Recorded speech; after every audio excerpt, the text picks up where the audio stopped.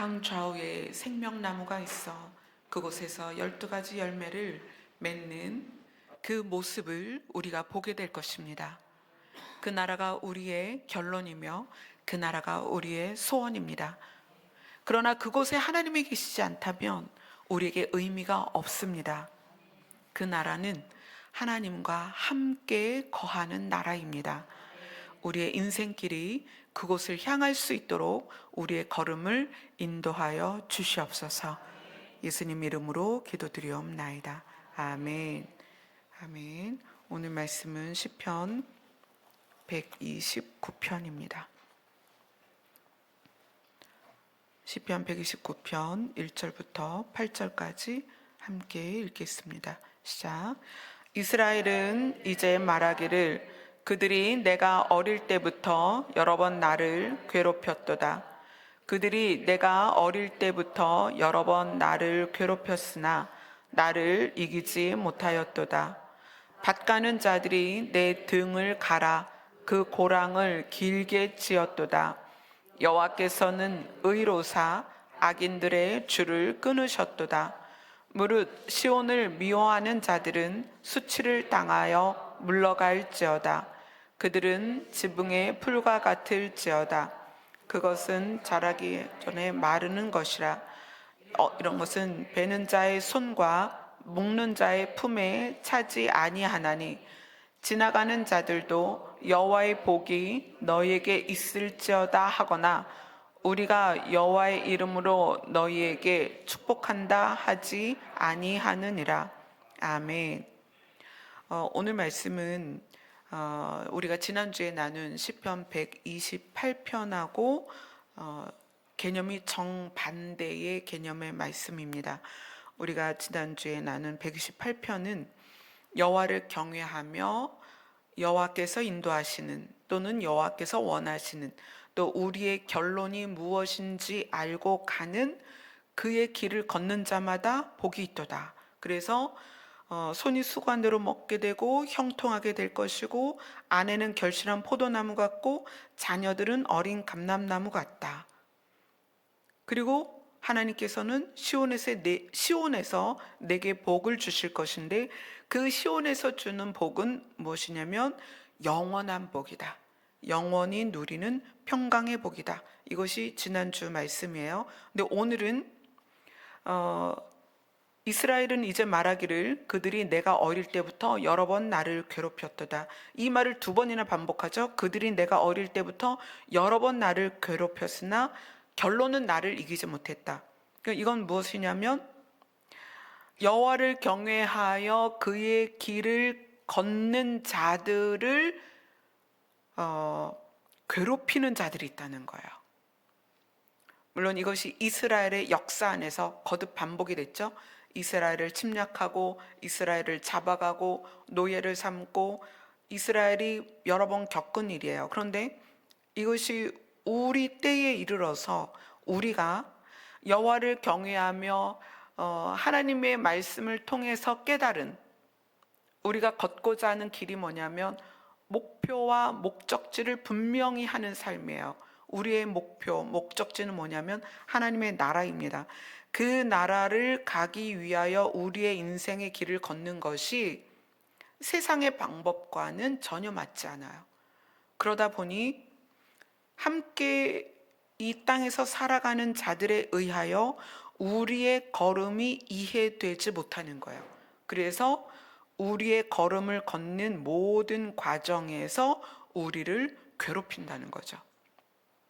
하지만 결론은 나를 이기지 못한다. 왜냐하면 우리의 목표와 우리의 목적지가 하나님의 길이기 때문에 절대 실패할 수 없다. 그 길은 반드시 성공한다. 그의 길을 걷는 자는 반드시 승리합니다. 왜냐하면 예수님이 승리로서 그 길을 닦아 놓으셨고 예수님이 그 길을 승리로서 본을 보이셨기 때문에 그의 길을 가는 자들은 어떤 괴롭힘을 당해도 반드시 이기고 그 길의 결론에 도달합니다. 그것이 우리가 이 성경을 통하여 이미 그 결론을 보고 가는 길입니다. 밭가는 자들이 내 등을 갈아 그 고랑을 길게 지었도다. 너무 끔찍하죠.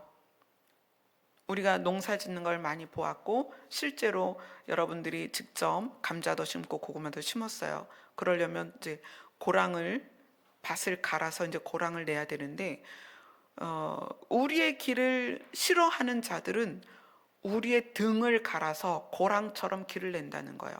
얼마나 우리를 싫어하고 우리를 미워하겠어요. 하지만 여호와께서는 의로우사 악인들의 줄을 끊으셨도다. 악인들이 우리와 연결되는 모든 고리를 하나님이 끊으셔서 더 이상 우리의 등을 고랑처럼 갈 수 없도록 악인들과 우리를 분리시킨다는 거예요. 무릇 시온을 미워하는 자들은 수치를 당하여 물러갈지어다. 그들이 결론이 어떻게 되느냐? 지붕의 풀과 같을지어다.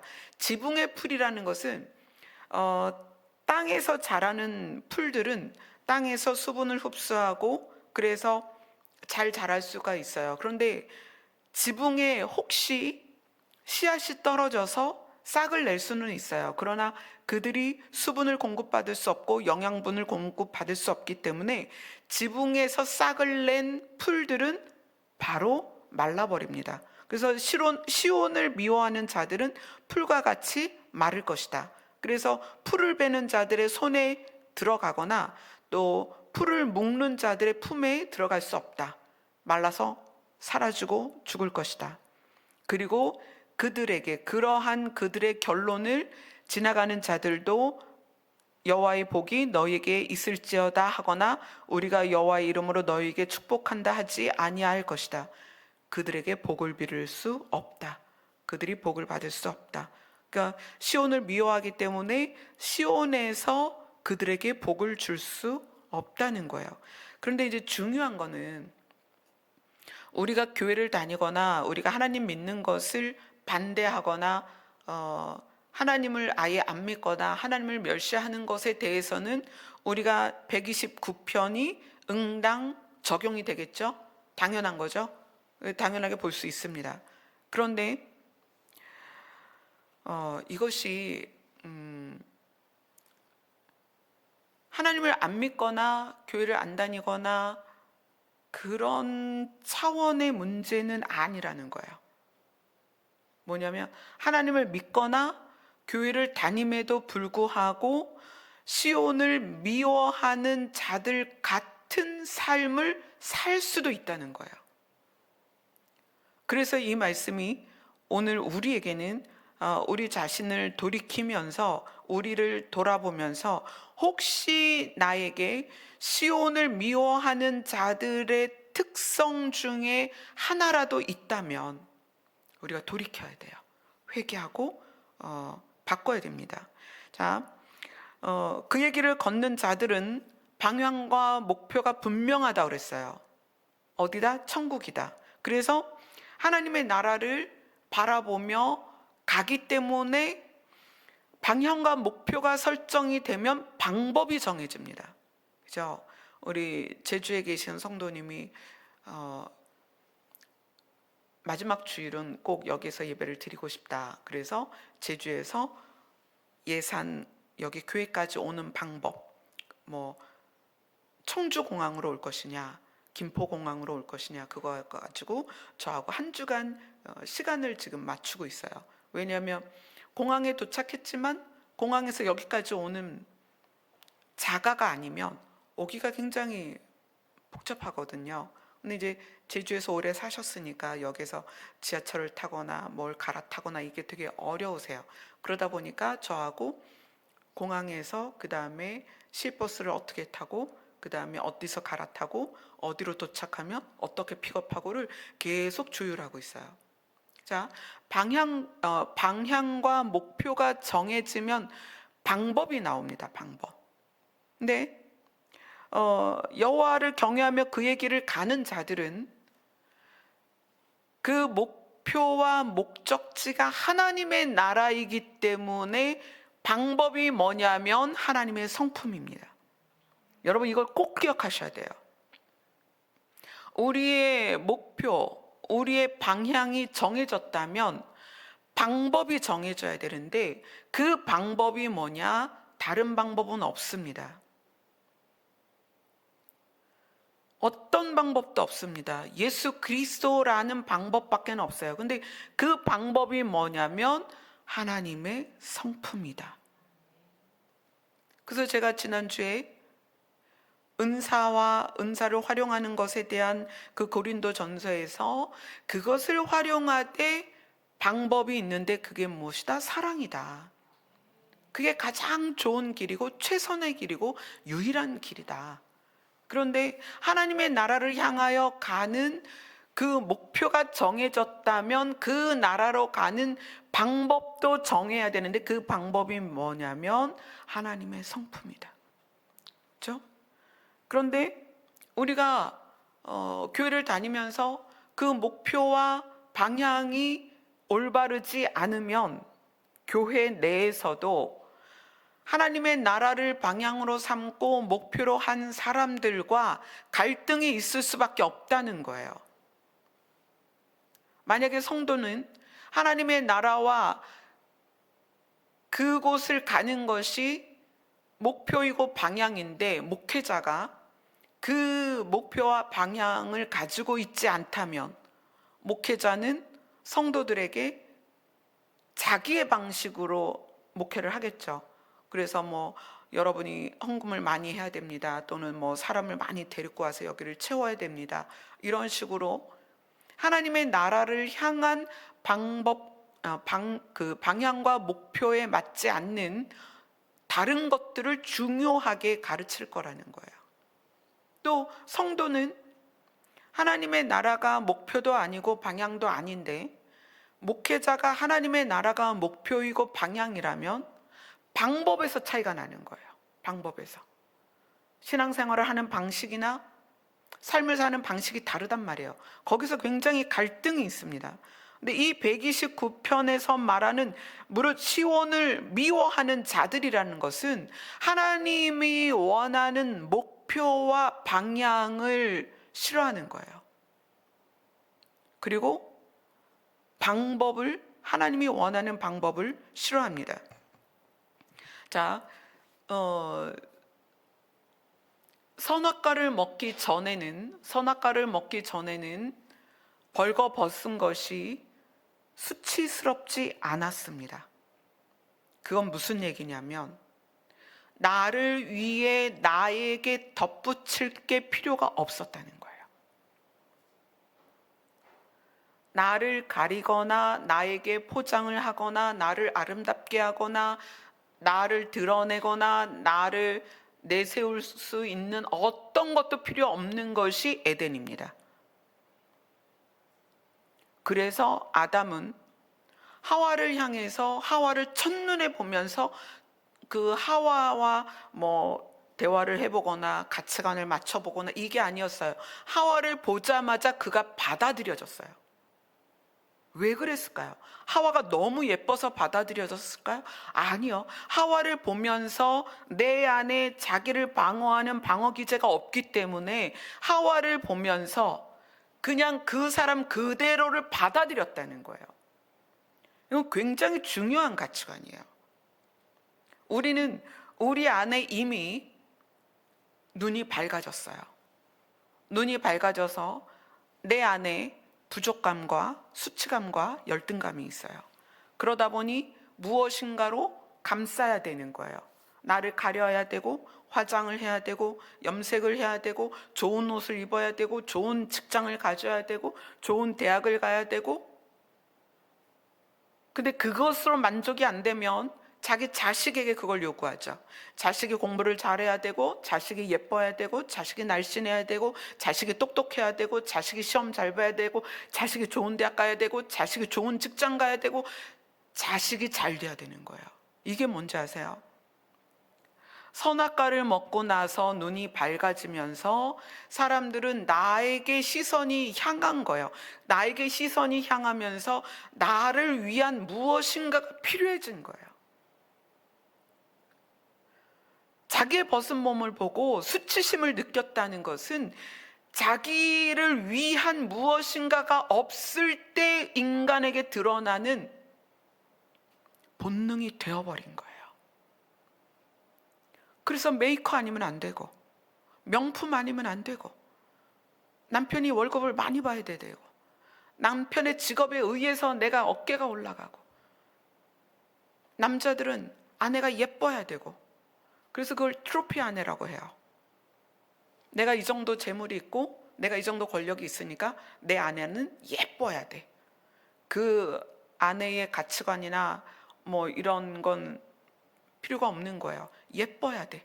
트로피를 든 것 같은 모습의 아내여야 된다는 거예요. 이것이 지금 우리의 본능 안에 감춰져 있죠.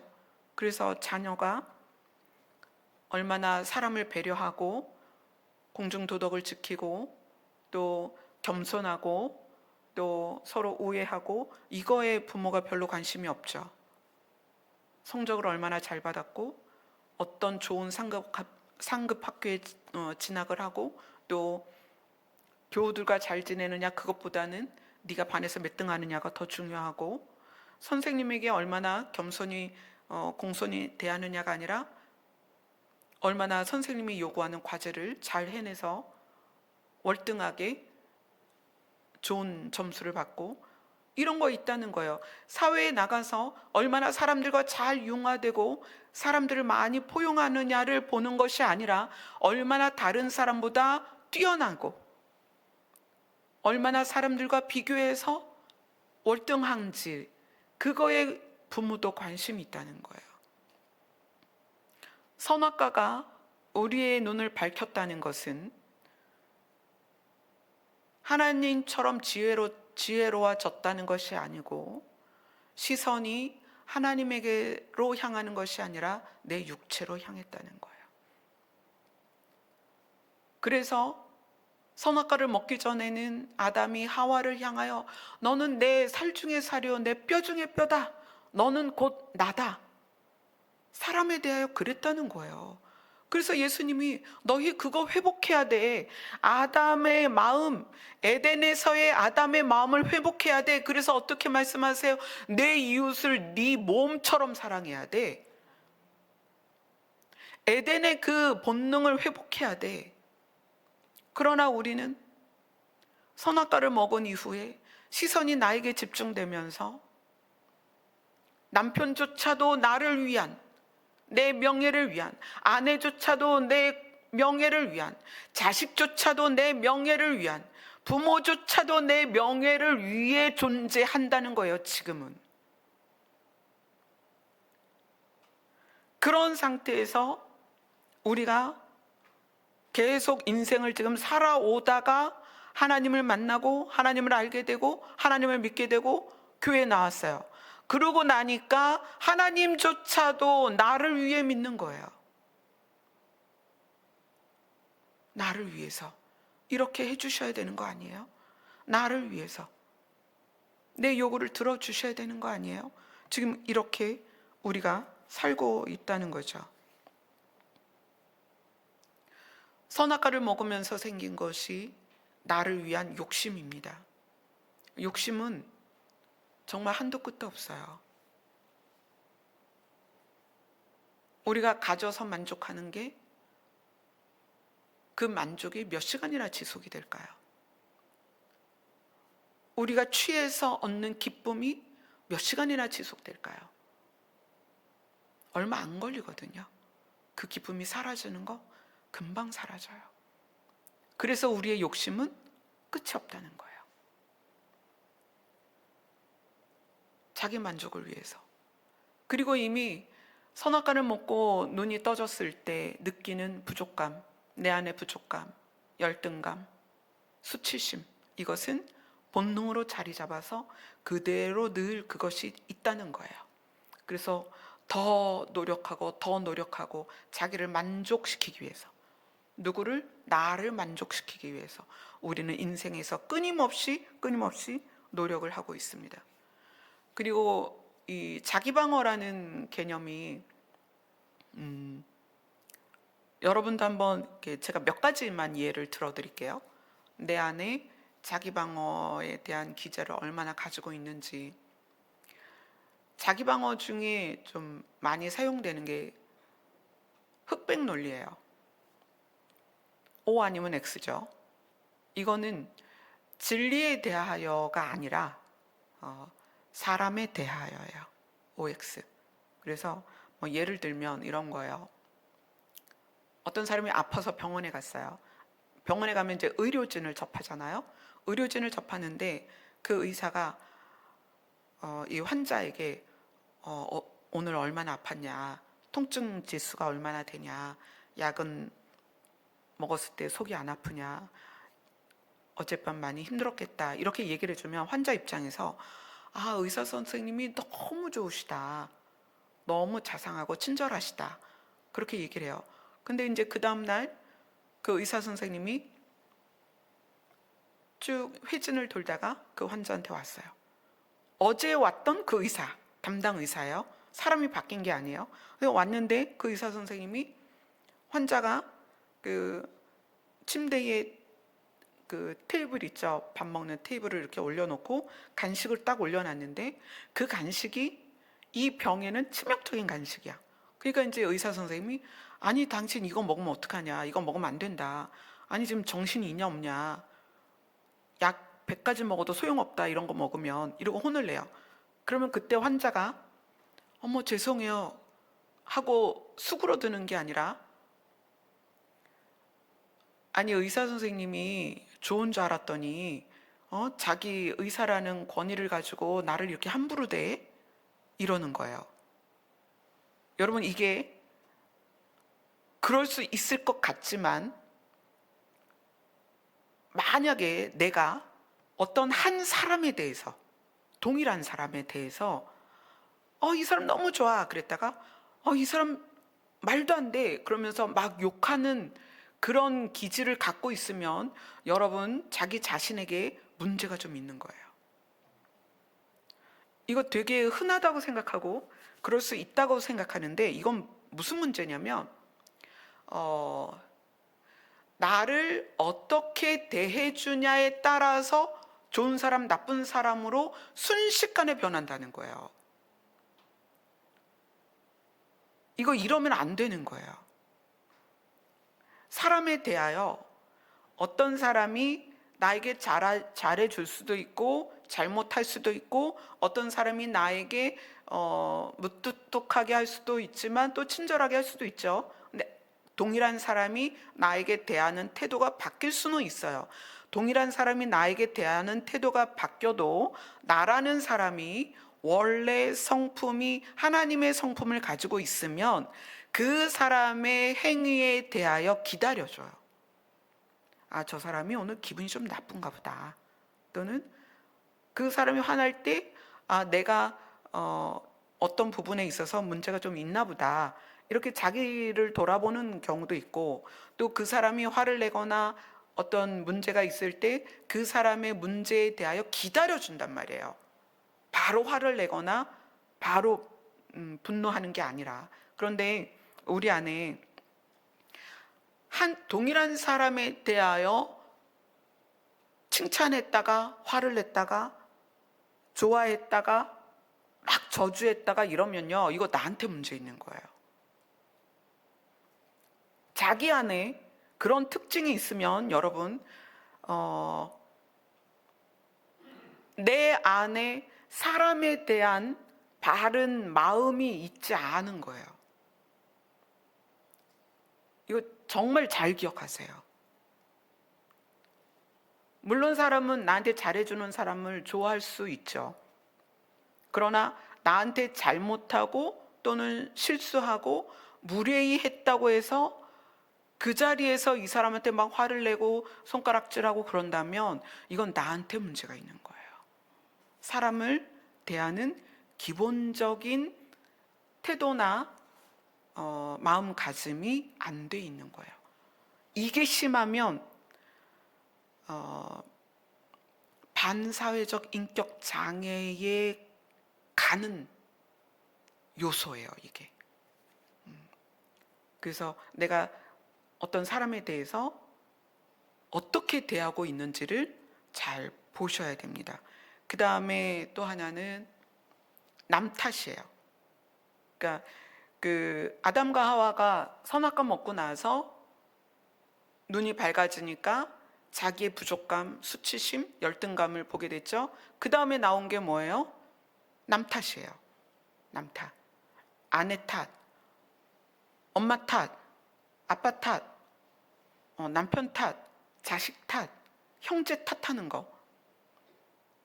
근데 탓할 수밖에 없는 요인들이 있을 수 있어요. 우리가 인생 살면은 뭐 부모가 부유하지 못했다거나 뭐 남편이 회사가 쫄딱 망했다거나 뭔가 그래서 어려움이 올 수 있죠. 그런데 진짜 독립적이고 정상적이고 건강한 사람은 그럴 때 탓하지 않습니다. 왜냐하면 그런 일들은 인생 가운데 언제든지 있을 수 있기 때문에, 또 그런 일들은 나를 통해서도 일어날 수 있기 때문에. 그래서 가족 안에서 만약에 자녀 입장에서 부모를 너무 탓하고 있다, 현재 엄마 때문에, 내가 아빠 때문에, 이런 탓하는 마음이 있으면 아직도 그 심리 상태가 7살에 머물러 있는 거예요. 우리나라의 그 미운 7살 이렇게 말하잖아요. 미운 7살에 뭐 해요? 막 떼쓰잖아요. 사줘 뭐 해줘 막 그러잖아요. 지금은 그게 좀 내려왔대요.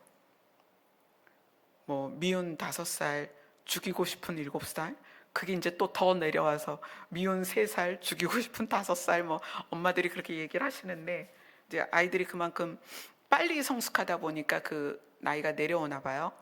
근데 우리 안에 누군가를 탓하고 있으면 그 탓하고 있는 사람의 정신 연령은요 7살이에요.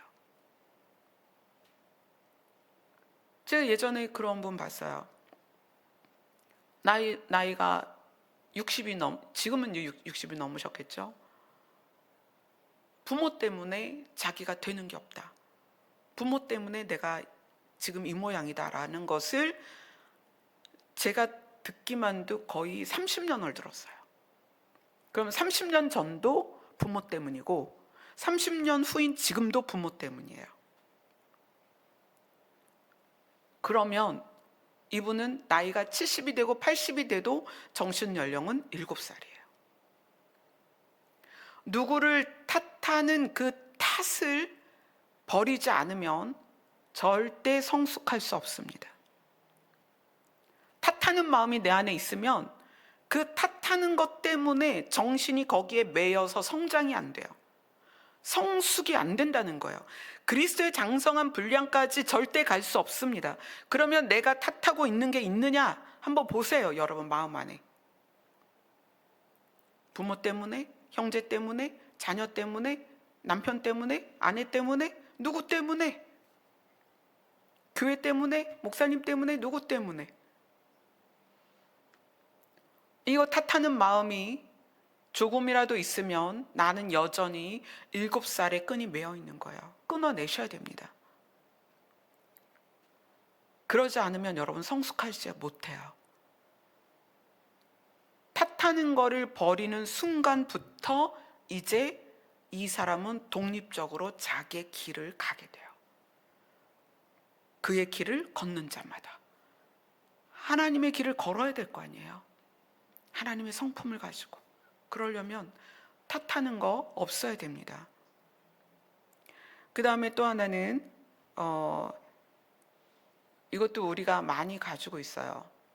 남을 조종하려 합니다. 왜 남을 조종하려고 할까요? 왜? 선악과를 먹고 눈이 밝아져서 나에게 시선이 집중된 다음에, 그 다음에 자기 방어가 생겼죠. 그러면서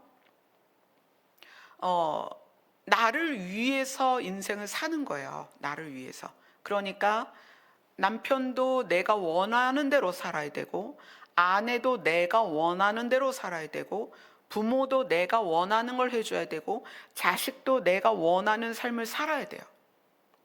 그러다 보니까 남을 조종하려는 사람은 굉장히 집요하게 자기를 나는 좋은 사람이다 라는 어필을 해요. 나는 좋은 사람이다. 그래서 내가 하는 말대로 하는 게 좋아.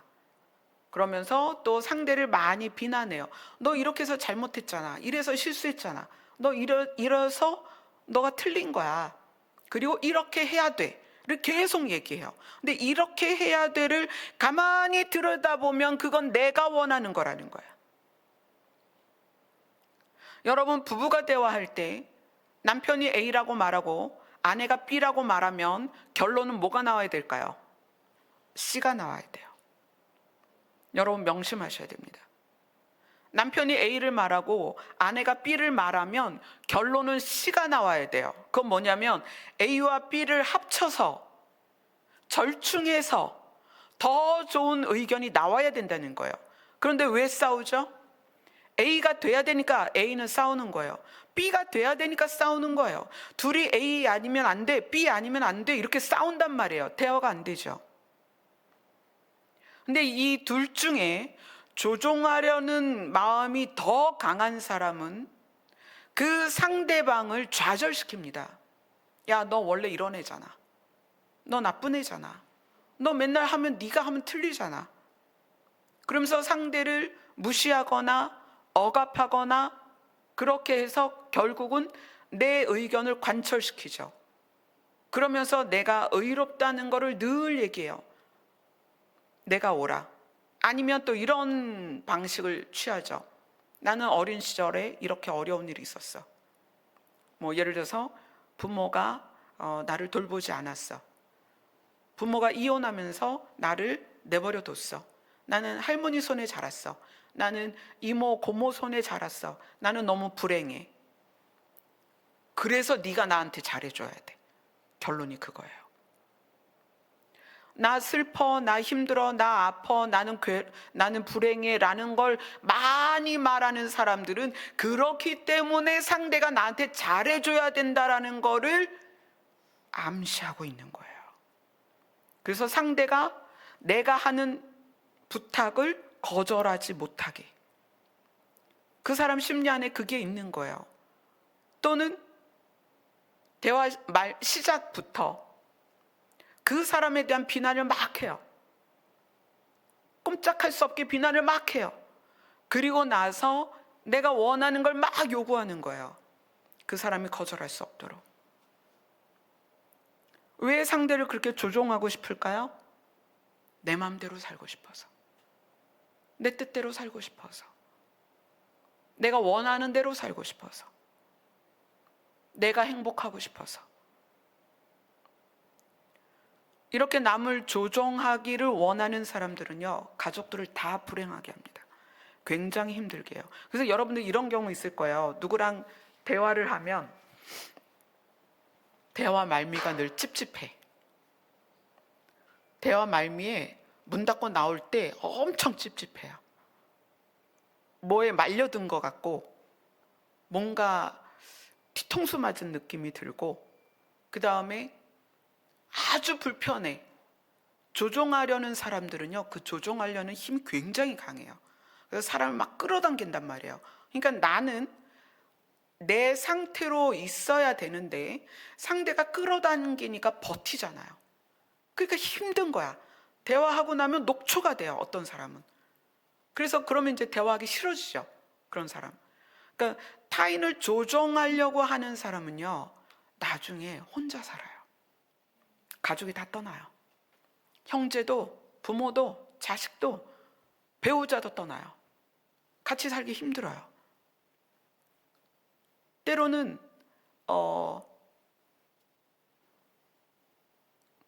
타인을 숙주 삼아서 기생하는 그런 기생식물 같은, 또는 기생충 같은 그런 삶을 살아요. 타인에게 딱 빨대를 꽂고 그 사람의 모든 거를 뽑아내는 거죠. 그래서 조종하기 좋아하는 사람이, 한 사람이 딱 걸렸다. 아, 얘가 나한테 조종을 잘 당해. 그러면요, 이 사람을 고립시켜요.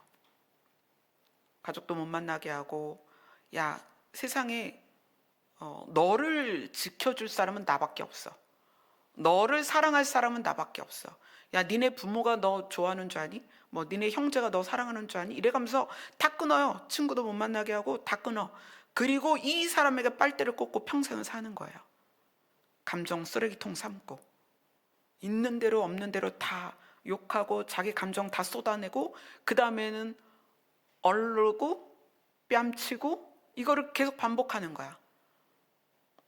그 다음에 이제 나중에는 폭행하고 선물 주고 폭행하고 선물 주고 그러면서 이 사람을 완전히 무력화시키죠.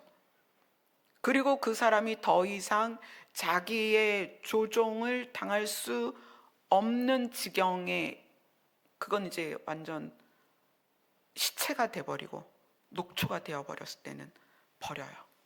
그리고 자기가 조종하면서 뭔가를 계속 얻어낼 수 있는 사람을 또 찾아다니죠. 굉장히 무서운 거예요.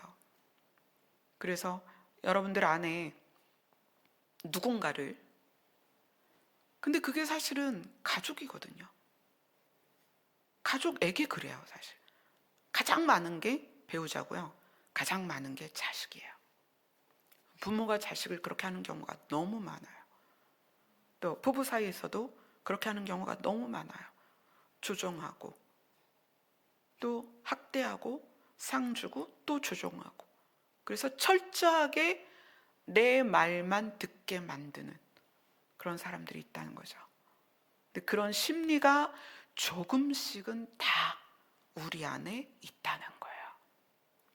그 사람의 자라온 환경과 배경과 성격과 기질 존중하셔야 됩니다.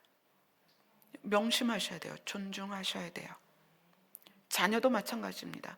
내 속에서 나왔어도 나랑 전혀 다른 독립적인 존재입니다. 존중하셔야 됩니다. 자, 그 다음에 이제 이것도 좀 흔한 방법이긴 한데, 상대에게 환심 사는 거예요. 그러니까 환심을 산다는 거는 여러 가지가 있죠. 친절을 베풀고 선물을 하고 또 그 사람이 원하는 것을 많이 해주고 돕고 해요. 환심을 사는 거예요. 환심을 사는 것은 왜 살까요? 나를 어필하는 거예요. 좋은 사람이라고. 나를 좋은 사람이라고 어필을 해요. 그런데 이게 진짜 선함에서 나온 거냐, 진짜 선함에서 나온 거냐, 목적이 있어서 나온 거냐는 시간이 지나면 드러나요.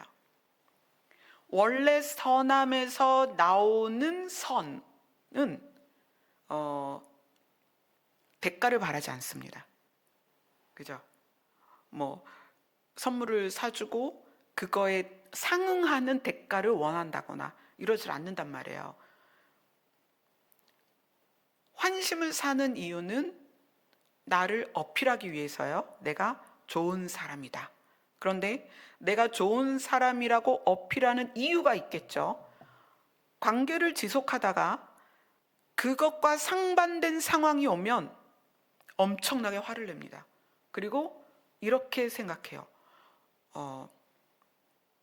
분한 마음이 드는 거야. 내가 너한테 어떻게 했는데. 자, 여러분들이 타인에게 선을 베풀고, 혹시 타인에게 선을 베풀고 시간이 이제 관계가 지속이 될 거 아니에요. 내가 계속 선을 베풀었으니까 좋은 일을 했어요. 그래서 이게 관계가 지속이 되다가 이 사람의, 내가 선을 베푼 상대의 행동 때문에 내가 분노하고, 네가 감히 나한테 어떻게 이럴 수 있어, 내가 너한테 어떻게 해줬는데, 내가 너한테 뭘 사줬는데, 내가 너한테 뭘 해줬는데, 이러면서 배신감을 느낀다. 나한테 문제가 있는 거예요. 내가 무엇인가 해주고 배신감을 느꼈다. 그래서 엄청 열받았다. 내가 막 화를 냈다. 내가 막 그 사람한테 욕을 해댔다. 네가 어떻게 그럴 수 있어, 너 이 나쁜 놈아, 이러면서 욕을 했다. 그가 베푼 것은 선이 아닙니다. 미끼예요. 내가 미끼를 던져줄 테니 미끼를 물어. 그 다음엔 내 맘대로 해. 그거예요. 그런데 우리 안에 이런 심리가 조금씩은 있다는 거예요. 선을 베푼다는 것은 하나님의 성품으로 시작하지 않으면 결과가 반드시 나쁩니다. 제가 구리에서 남편하고 사역했던 교회가 있었어요. 근데 거기에서 그 교회가 전도했던 방식이 관계 전도예요. 그래서 어떻게 하냐면 이제 자기 집에 주변에서 타깃을 정해요. 누구를 전도해야 되겠다. 그러면 이제 각자 정한 타깃에게 선물도 사주고, 거기에 아기가 있으면 아기도 봐주고, 어르신이면 모시고 병원도 다니고 다 해요. 그리고 이제 일정한 시간이 지나면 교회에 무슨 이제 축제를 하죠. 전도 축제라든지 부활 주일이라든지 감사 주일이라든지 어느 날을 정해요. 그리고 그분을 모셔오는 거야. 자, 그럼 문제는 뭐냐면 그렇게 했는데 안 올 수도 있죠. 그죠? 제가 정말 정성을 들였는데 안 올 수도 있어요. 근데 안 오면 어떻게 하는 줄 아세요? 모여가지고 제가 그 말에 충격받았잖아요. 아니 말이야, 내가 거기서 설거지를 몇 번을 해주고, 내가 아기를 몇 번을 업어주고, 내가 그 엄마 대신 아기 데리고 병원도 갔다 왔는데 교회를 안 와? 이럴 수가 있어? 이러면서 막 모여갖고 욕을 하는 거예요. 그래서 제가 그거 보고 하지 말지, 차라리. 그렇게 하지 말지. 그럼 그거 한 게 뭐야? 미끼잖아요, 미끼. 교회 데리고 오기 위한. 그럼 그게 진짜 선이냐고요? 그건 선이 아니란 말이에요. 그래서 성경이 뭐라고 말해요? 선을 베풀 때 너희 낙심하지 마라. 때가 되면 거둔다. 아니, 그 하나님의 때를 기다리지 않고 자기가 세운 때에 이 사람이 교회 안 온다고 뒷담화를 하고 있는 거예요. 성도들이 모여서 교회에서. 이게 말이 되냐고요. 선은 목적이 없어야 돼요. 베푼 것으로 끝나야 돼요. 이런 질문 받습니다. 목사님, 누가 이렇게 하는데 이거 빌려줄까요? 아니면 이거 빌려줘도 돼요? 그러면 제가 꼭 하는 말이 있어요. 형편이 되면 빌려줘. 형편이 되면. 그러나 받지 않아도 될 액수를 빌려줘. 네가 안 받아도 되면. 안 받아도 되는 선까지가 네가 할 수 있는 거야. 그렇게 말씀을 드립니다. 어떤 성도도 그렇게 질문을 해요. 목사님, 누가 급히 이렇게 얘기를 하는데 어떻게 할까요? 권사님이 형편에서 주고 안 받아도 되는 액수가 권사님이 할 수 있는 선입니다. 거기까지 하세요. 그럼 그 사람이 서운해할 텐데요. 아니요. 받을 걸 기대하고 빌려주면 두 사람 다 상처받습니다, 나중에. 그리고 솔직하게 이야기하세요. 제 형편이 여기까지밖에 안 돼요. 이거를 드릴 테니 지금 급한 상황에서 도움이 좀 됐으면 좋겠습니다. 이렇게 하고 잊어버려라. 받을 생각하지 마라. 그런데 교회를 다니면서도 우리 안에 선이라는 것을 목적을 가지고 베푼다는 얘기예요. 큰 교회들이 장학금 주는 원칙이 있습니다. 상위 몇 %. 해외 유학하는 사람. 공부 못하면 못 받아요. 안 줘요. 그리고 특히 해외 유학 가면 4년 동안 학비를 다 보내줍니다. 이제 박사학위 따요. 그리고 국내 들어오면 반드시 본교회로 들어와야 돼요. 왜? 교회에서 학비 대줘서 박사 됐으니 좋은 직장 갖고 교회를 섬겨라. 큰 교회가 그렇게 학비 지원을 많이 합니다. 공부 못하니까 이 애를 좀 격려 차원에서 장학금을 주면 얼마나 좋아요? 그렇게는 하지 않아요. 왜요? 선이 아니죠. 미끼죠. 내가 학비 대줄 테니 좋은 대학 나와서 좋은 직장 가면 본교회로 돌아와서 본교회에서 충성하고 봉사해야 돼. 뭘 위해서요? 뭘 위해서죠? 교회를 위해서.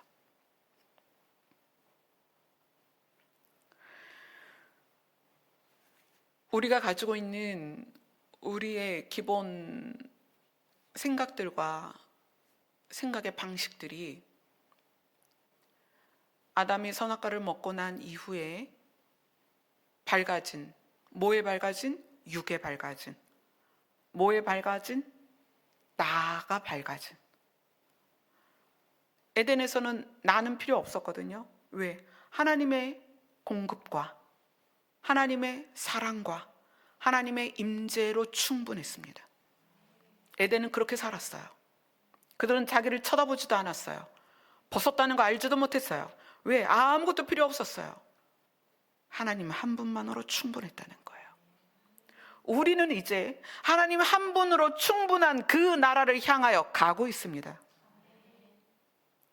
그래서 우리에게 하나님이 원하시는 게 뭐냐면, 너희가 그 나라로 가는 백성이니까 그 나라 백성답게 이 땅에서도 차별화되어서 살았으면 좋겠다는 거예요. 그게 하나님의 소원입니다. 우리 말씀 보겠어요. 로마서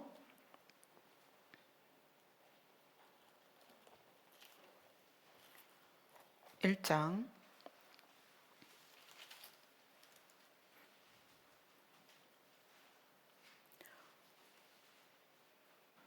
21절부터 23절입니다.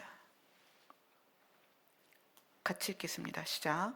하나님을 알 때 하나님을 영화롭게도 아니하며 감사하지도 아니하고 오히려 그 생각이 허망하여지며 미련한 마음이 어두워졌나니 스스로 지혜 있다 하나 어리석게 되어 썩어지지 아니하는 하나님의 영광을 썩어질 사람과 새와 짐승과 기어다니는 동물 모양의 우상으로 바꾸었느니라. 1장 28절부터 32절까지 같이 읽겠습니다. 시작. 또한 그들이 마음에 하나님 두기를 싫어하며 하나님께서 그들을 그 상실한 마음대로 내버려 두사 합당하지 못한 일을 하게 하셨으니 곧 모든 불의, 추악, 탐욕, 악의가 가득한 자요, 시기, 살인, 분쟁, 사기, 악독이 가득한 자요, 수군수군하는 자요, 비방하는 자요, 하나님께서 미워하시는 자요, 능욕하는 자요, 교만한 자요, 자랑하는 자요, 악을 도모하는 자요, 부모를 거역하는 자요, 우매한 자요, 배약하는 자요, 무정한 자요, 무자비한 자라. 그들이 이 같은 일을 행하는 자는 사형에 해당한다고 하나님께서 정하심을 알고도 자기들만 행할 뿐만 아니라 또한 그런 일을 행하는 자들을 옳다 하느니라. 여기서 분쟁은 이제 논쟁하는 거고요. 사기는 속임수, 악독이 가득하다 할 때 이 악독은 적개심이에요. 사람에 대한 적개심. 또 수근수근하고 비방하는 자는 이제 뒤에서 헐뜯는 자죠. 능욕하는 자는 업신여기는 거예요. 타인을 업신여기는 거. 그리고 배약하는 자는 이제 약속을 어기는 거죠. 무자비한 자 그러면 뭐 살을 막 찔러 죽이고 그럴 것 같죠. 무자비한 자는 화해하기가 어려운 자예요. 화해하지 않으려는 완악한 마음이 있다는 거예요. 그래서 화해하기가 되게 힘든 사람, 자비가 없는 거죠. 무자비한 자. 이러한 사람들이 마치 교회 밖에 있고 하나님을 안 믿는 것 같지만 앞에서 단서가 뭐예요? 하나님을 알되 또 마음에 하나님 두기를 싫어한다는 거예요. 하나님을 알지만 이렇게 된다는 거예요. 하나님을 알지만 하나님을 마음에 두지 아니하고 그래서 그의 길을 가지 않기 때문에 이러한 모습이 삶에서 나타난다는 거예요. 자, 2장으로 가서 로마서 2장 7절부터 11절까지 같이 읽겠습니다. 시작. 참고 선을 행하여 영광과 존귀와 썩지 아니함을 구하는 자에게는 영생으로 하시고, 오직 당을 지어 진리를 따르지 아니하고 불의를 따르는 자에게는 분노로 하시느니라. 악을 행하는 각 사람의 영에는 환난과 곤고가 있으리니, 먼저는 유대인에게요 그리고 헬라인에게며, 선을 행하는 각 사람에게는 영광과 존귀와 평강이 있으리니, 먼저는 유대인에게요 그리고 헬라인에게라. 이는 하나님께서 외모로 사람을 취하지 아니하심이라. 하나님은 사람을 신분이나 자격을 통하여 사람을 취하지 않습니다.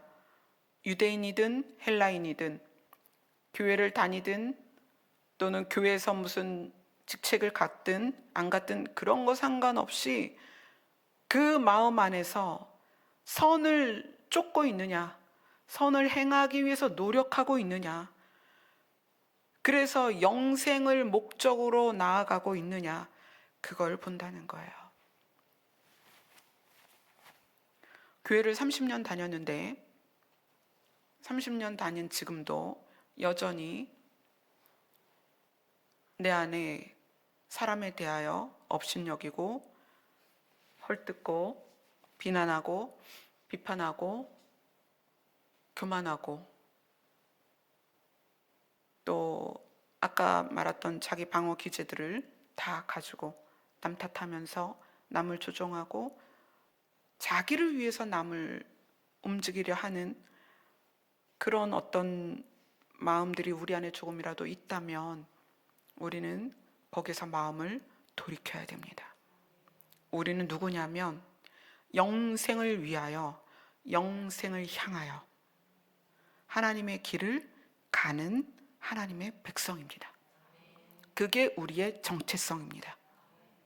우리가 그 정체성을 인식한다면 이제 우리 안에 있는 아담으로 말미암는 그러한 모습들을 뿌리 뽑아야 합니다. 쉽지 않죠? 오죽하면 바울이 자기도 날마다 십자가에서 죽는다, 나도 날마다 십자가에 못 박는다 그랬겠어요. 뭐 때문에? 육 때문에. 선악과로 말미암는 내 육 때문에 십자가의 못을 박는다는 거예요. 8월 한 달 금식할 때 그렇게 말씀을 주셨어요. 육이 죽어야 영이 산다. 왜냐면 육 안에 영이 들어있는데, 계란이 부화를 해서 안에 병아리가 됐어요. 근데 이 병아리가 알을 깨고 나오지 않으면 시간이 되면 죽습니다. 그 안에서 닭이 되는 게 아니에요. 병아리가 알을 깨고 나와야 돼요. 그래야 그 병아리가 나중에 닭 되는 거예요. 병아리 속에서 닭 되나요? 아니요. 못 깨고 나오면 그 안에서 죽는 거예요. 여러분의 육을 깨트려야 됩니다. 어렵죠? 어렵습니다. 그래서 십자가에 비유하는 거예요. 십자가에 못 박으라는 거예요. 어렵습니다. 내가 가지고 있는 생각의 체계가 얼마나 완고하게 내 안에 들어있느냐, 이거 깨기 쉽지 않아요.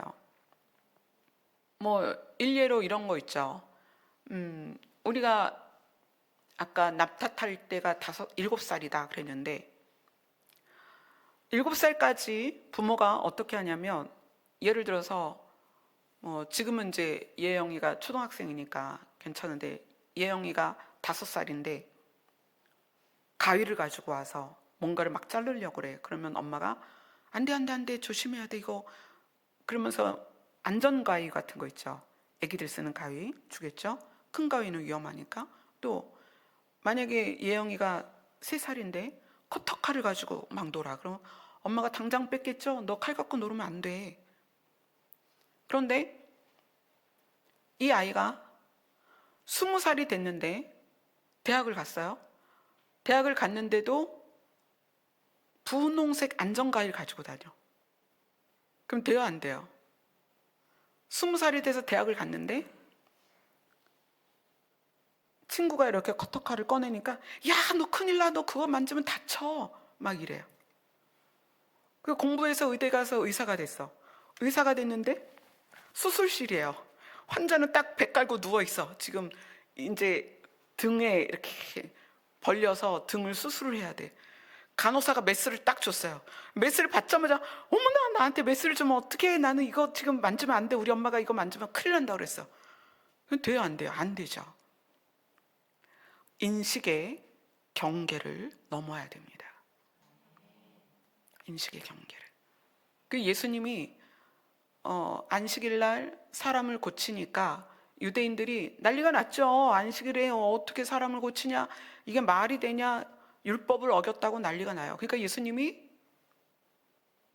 야, 너네는 니네 키우는 양이 또랑에 빠지면 그냥 죽게 내비둘래?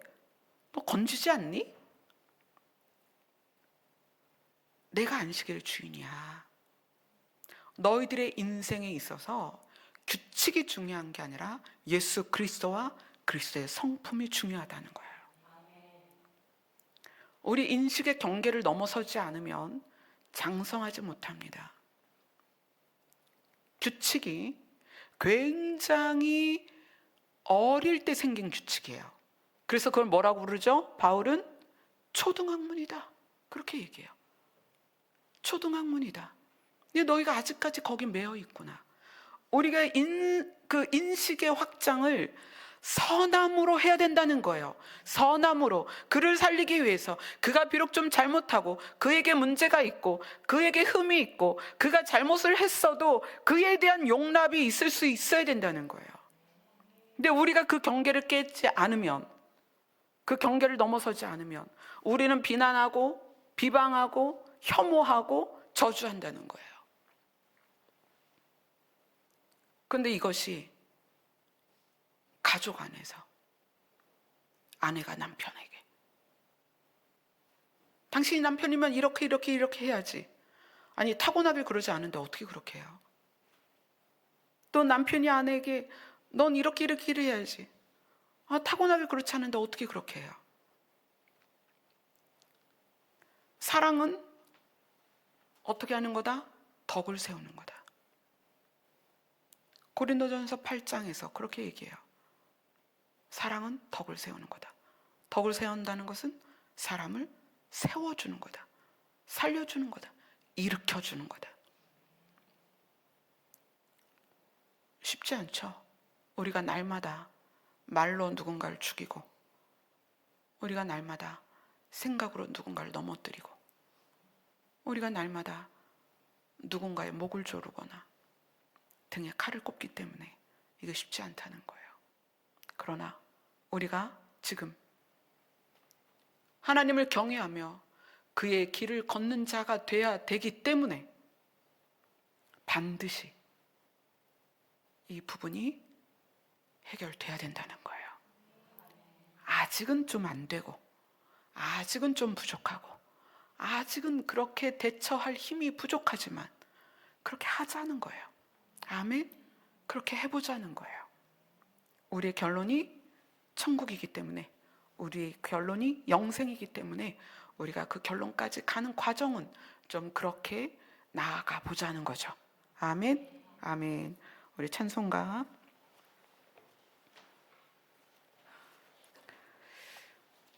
236장입니다.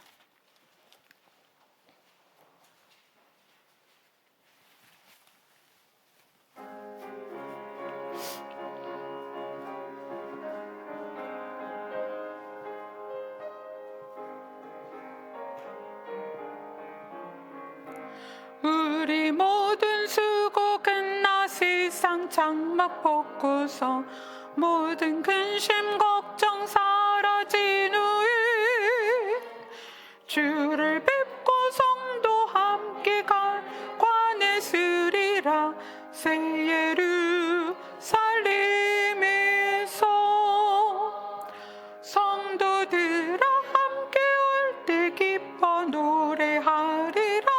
새 예루살렘, 새 예루살렘, 호산나를 높이 불러 왕의 왕을 맞으리. 새 예루살렘에서 가는 길이 외로워도 주님 나를 붙드니 시험 환난 근심 걱정 없으며 주를 믿고 따라가면 그의 뜻을 알리라. 새 예루살렘에서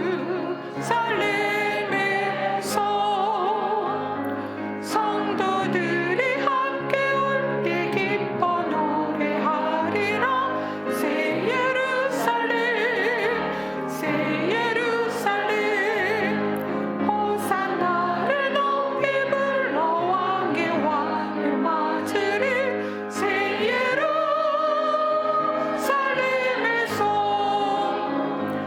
내가 세상 작별하고 모든 눈물 거두는 주의 영광 찬란하게 비칠 때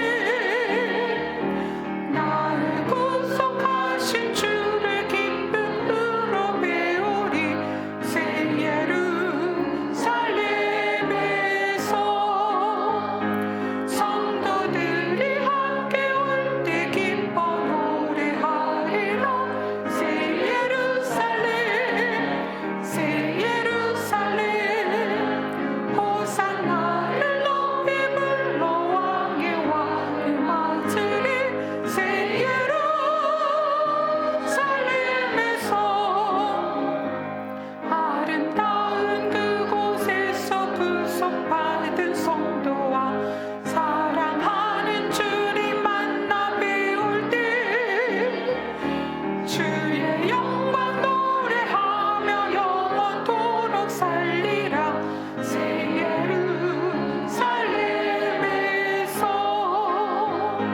성도들이 함께 올 때 기뻐 노래하리라. 새 예루살렘 새 예루살렘 호산나를 높이 불러 왕의 왕을 맞으리. 새 예루살렘에서 아멘.